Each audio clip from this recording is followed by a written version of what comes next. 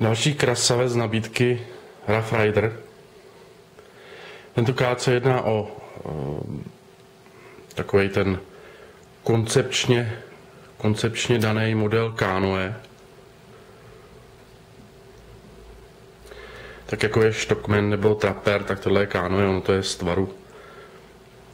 Ty rukojeti i celkem vidět, je to taková indiánská Canoe.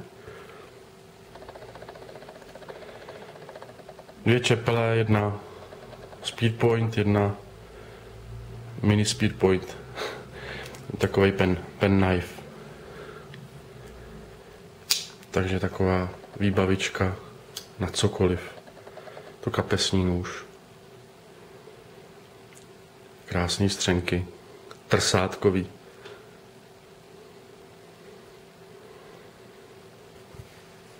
Za málo peněz poměrně hodně muziky.